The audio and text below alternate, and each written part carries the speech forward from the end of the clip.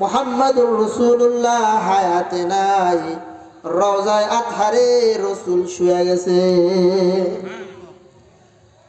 আসছেন মদিনার রাসূলকে দেখার জন্য, কিন্তু মদিনার রাসূল নাই, রাসূল রওজায়ে আতহারে ইন্তেকাল করে গেছেন। মদিনায় আসার পরে আল্লাহর রাসূলের কাছে হযরত আলী, ওয়াইসুল করনির কাছে হযরত আলী এবং হযরত ওমর আসছে। সুবহানাল্লাহ। আল্লাহর রাসূল ওসিয়াত করে গেছেন হযরত আলী এবং হযরত ওমর রাদিয়াল্লাহু আনহুকে।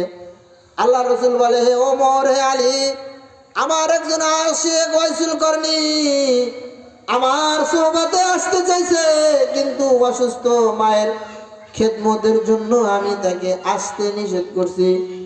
আমি ইন্তেকালের পরে হয়তোবা ওয়াইসুল করনি মদিনায় আসবে। মদিনায় যখন ওয়াইসুল করনি আসবে, হয়তো আমারে পাবে না। আমার গায়ের একটা জুব্বা ওয়াইসুল করনির জন্য আমি হাদিয়া রেখে গেলাম। যখন ওয়াইসুল করনি মদিনায় আসবে, আমার গায়ের এই জুব্বাটা তারে হাদিয়া দিয়ে দিবা। সুবহানাল্লাহ বলেন।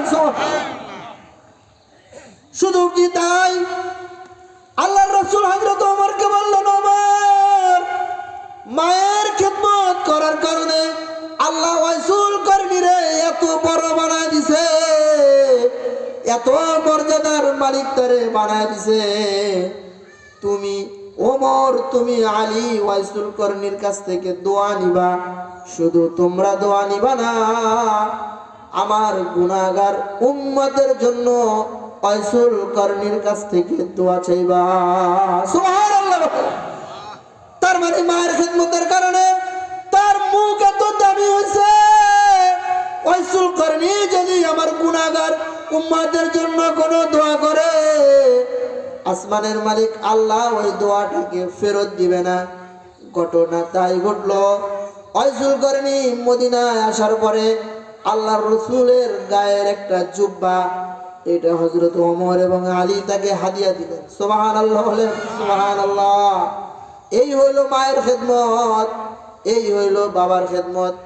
আপনার আমার যাদের বাবা মারা গেছে বলতে পারেন, হুজুর, আমি তো আমার হায়াতে আমার মায়ের খেদমত করতে পারি নাই, আমি আমার হায়াতে আমার বাবার খেদমত করতে পারি নাই। যেই মনের কষ্টে কবি ইকবাল মায়ের কবরের পাশে দাঁড়ায় কাঁদছে, মায়ের কবরের পাশে দাঁড়ায় কবি ইকবাল কাঁদছে আর বলছে, উমরে ভর के तेरे उल्फत मेरे खिदमत कर रही, मैं तेरा खिदमत की काबिल जब हुआ तू चल बसी।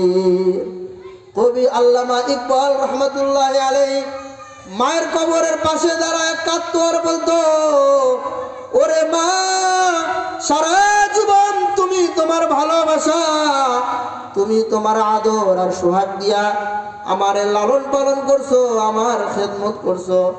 আমারে তুমি 10 মাস পেটে ধারণ করছো, 2 বছর 2.5 বছর তোমার স্তনের দুধ খাওয়াইছো, তুমি ভিজা জায়গায় ঘুমায় আমারে শুকনা জায়গায় ঘুম পড়াইছো, হাজারো কষ্ট করছো, না খায়া আমারে খাওয়াইছো, সারা জীবন আমার খেদমত করছো।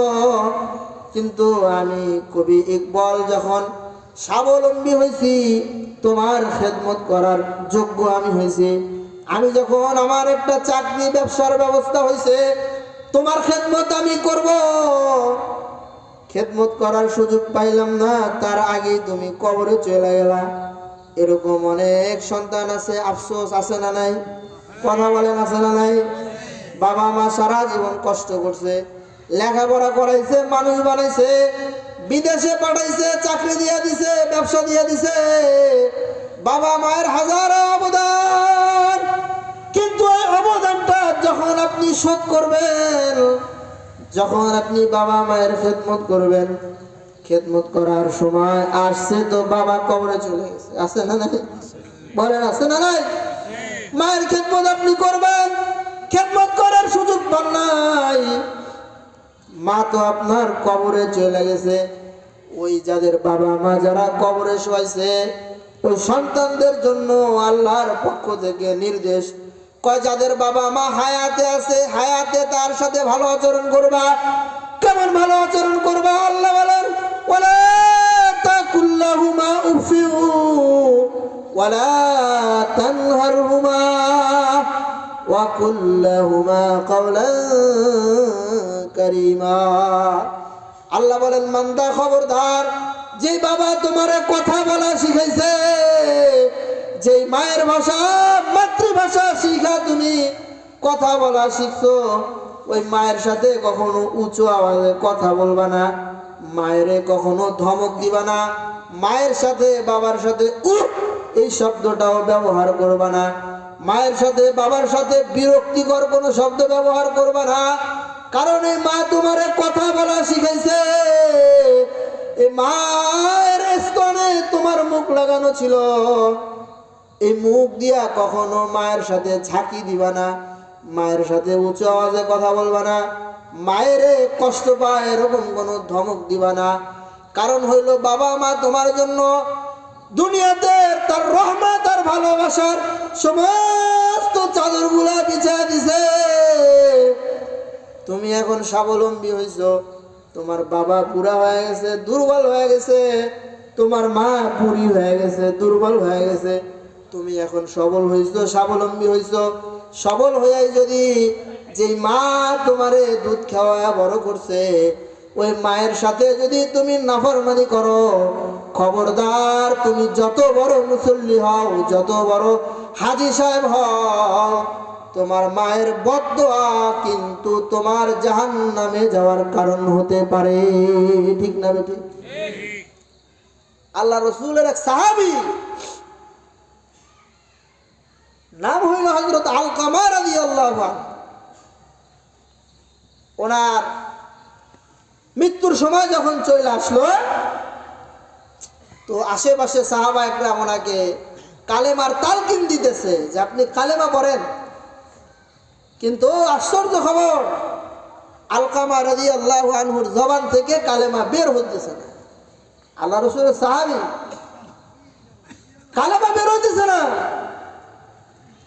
আল্লাহ রসুলের কাছে সাহাবা একরাম চলে গেলেন, আল্লাহ রসুল আপনার সাহাবী আলকামা, ওনার মরজে মউত শুরু হয়ে গেছে, মৃত্যুর যন্ত্রণা শুরু হয়ে গেছে, আমরা ওনারে কালেমার তালকিন করাইতে চাই, কালেমা পড়তে বলি, কিন্তু জবান থেকে কালেমা বের হয় না।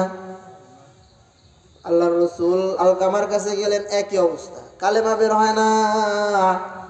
আল্লাহ রসুল চিন্তা করলেন, আলকামা এত জলিলুল কদর সাহাবী, এত বড় মাপের একজন সাহাবী, যার ইলমের শেষ নাই, যার আমলের শেষ নাই, যার আখলাকের শেষ নাই, এর জবান থেকে মৃত্যুর সময় কালেমা কেন বের হইতেছে? কারণ কি? খোঁজ নিয়ে দেখা গেল আলকামার মা জীবিত আছে, আলকামার মা আলকামার উপরে অসন্তুষ্ট। আলকামার মায়ের কাছে যাওয়া হইল, আপনার সন্তান সাহাবী আলকামা মৃত্যুর যন্ত্রণায় ছটফট করতেছে, কালেমা পড়তে পারতেছে না, আপনি তারে মাফ করে দেন। আপনার তার উপরে কষ্ট আছে, অভিমান আছে, আপনার অভিমানের কারণে সে কালেমা পড়তে পারতেছে না, আপনি যদি তারে মাফ করে দেন তাহলে সে তার হয়তো কালেমাটা নসিব হবে। তার মা বলে, না আমি আলকামাকে মাফ করব না। আল্লাহ রসুল বললেন, যদি আপনি মাফ না করেন তো কিছু কাষ্ঠ জ্বালায়া আগুন দিয়ে আপনার আলকামাকে পোড়ায় দেওয়া হবে। আচ্ছা বলেন তো, কোন মায়ের সামনে যদি সন্তানকে আগুন দিয়ে পোড়ানো হয়, এটা দুনিয়ার কোন সন্তান বরদাস্ত করতে পারবে? কথা বলেন, পারবে? আপনার সামনে আপনার ছেলেরে আগুন দিয়ে জ্বালাইবো, আপনি সহ্য করতে পারবেন? তো আলকামার মায়ের কাছে আগুন নিয়ে আসা হইল, যদি আপনি আপনার সন্তানকে মাফ না করেন আগুন দিয়ে জ্বালা দেওয়া হবে আপনার সন্তানকে। সে বলে যে না আমি এটা সহ্য করতে পারবো না। বলে যে যদি এটা সহ্য করতে না পারেন, আপনি যদি আপনার সন্তানকে মাফ না করেন, আল্লাহ তো আপনার সন্তানকে মাফ করবে না, ও তো জাহান্নামের আগুনে জ্বলবে। কাজেই আপনি আপনার সন্তানকে মাফ করে দেন। তো হাদিসের বর্ণনাকারী বলেন সাথে সাথে আলকামার মা আলকামাকে মাফ করে দিছে, তো তার জবান দিয়ে কালেমায়ে তাইয়্যিবা, কালেমা শাহাদাত নসিব হয়ে গেছে। সুবহানাল্লাহ। এজন্য মুহতারাম হাজিরিন, মাত্র অল্প সময় কয়েক মিনিটে দুই একটা কথা অগোছালোভাবে যা বললাম, আমাদের যাদের বাবা মা আছে হায়াতে এদের সাথে কখনো খারাপ ব্যবহার করা যাবে না। আর যাদের বাবা মা নাই, মারা গেছে, তাদের জন্য সদকায়ে জারিয়া করতে হবে, বেশি বেশি দোয়া করতে হবে, তাদের জন্য দান সাদাকা করতে হবে। কিছু যদি করতে নাও পারি, গুনাহ কইরা অন্তত পক্ষে বাবা মায়ের কবরে আযাব পৌঁছানো যাবে না। ঠিক না বেঠিক?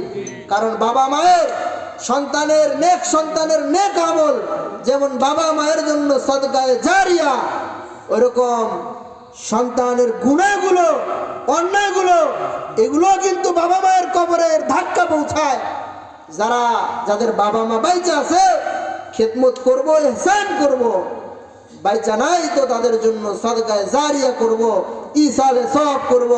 আল্লাহ তাআলা আমাদেরকে বোঝার আমল করার তৌফিক দান করেন। আসসালামু আলাইকুম ওয়া রাহমাতুল্লাহ।